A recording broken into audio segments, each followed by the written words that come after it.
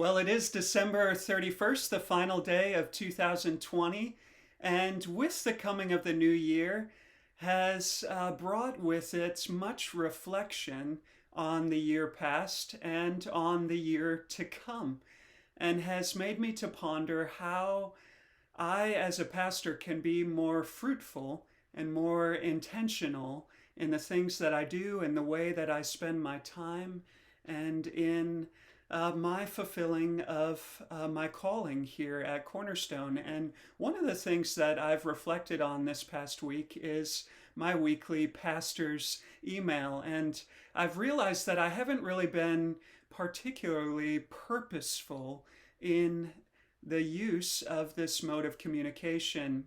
And I'm desirous to be more purposeful in that in this coming year. And the main thing that I want to be using these videos and these emails for is to prepare us for Lord's Day worship.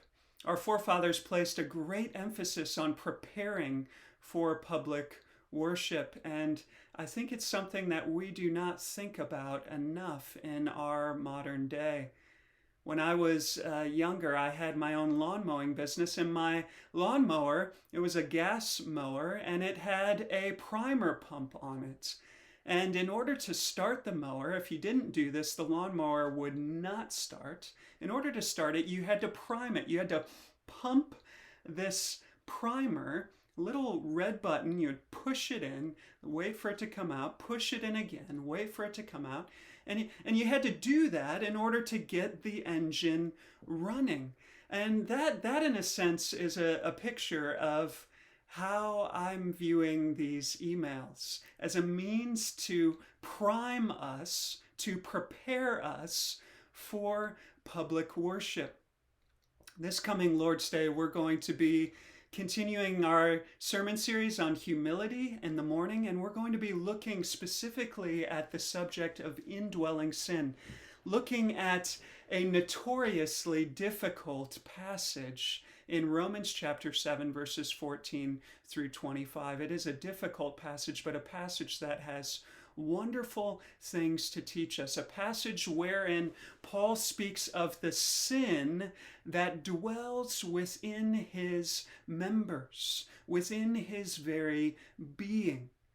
And kids, as we prepare for worship on Sunday, I want you to be thinking about this. I want you to think about over the next couple of days, even right now in these moments, I want you to think about the most scary, mean monster that you can possibly think of.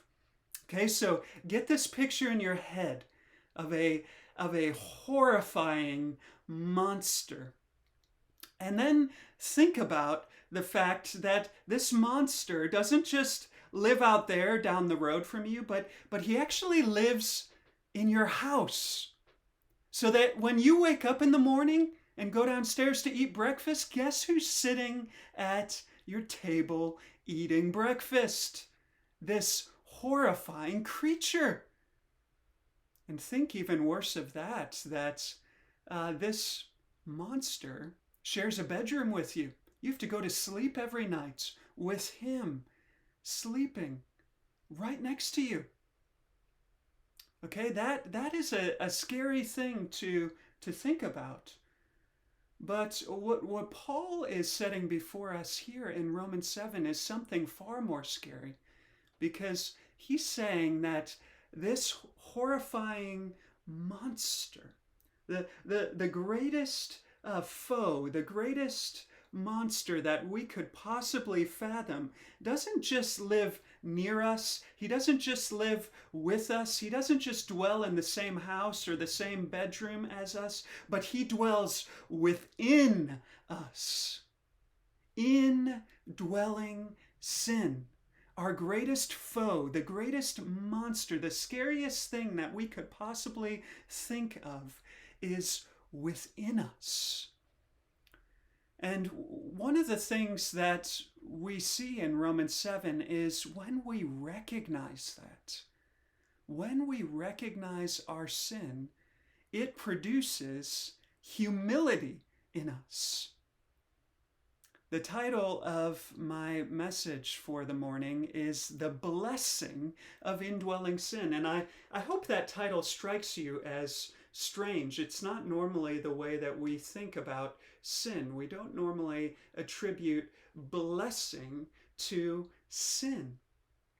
But what I want us to see is something that has been seen by many who have gone before us. So, for example, John Newton was well known for his letter writing, and one of his more famous letters is one in which he's seeking to answer the question of why does God allow indwelling sin to remain in the lives of believers?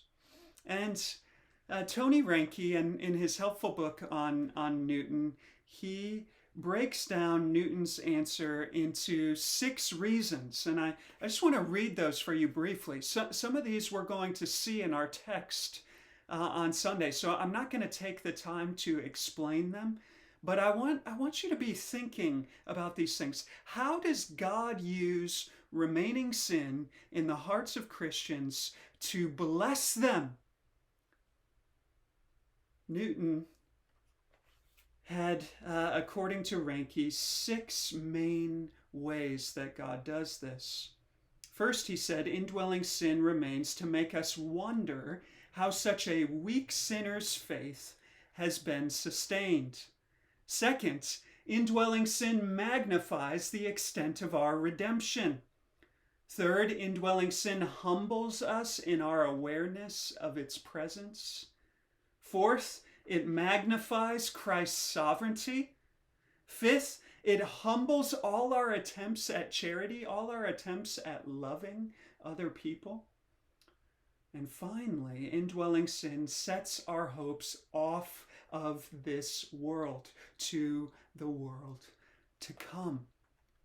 And so I'm not the first one to describe indwelling sin in terms of blessing. Newton and many others, John Owen in his treatise on indwelling sin, speaks much of how indwelling sin is, by the grace and kindness of God, advantageous to the Christian, and how we need to be growing more and more in an experiential knowledge of it so that we can benefit from those advantages that God has ordained to be brought about through the sin dwelling in our members. And so I want you to be processing that as you prepare for worship this coming Sunday. How is it that indwelling sin could be used for good in the lives of believers? And what specifically does Paul have to teach us in that regard in Romans 7, verses 14 through 25?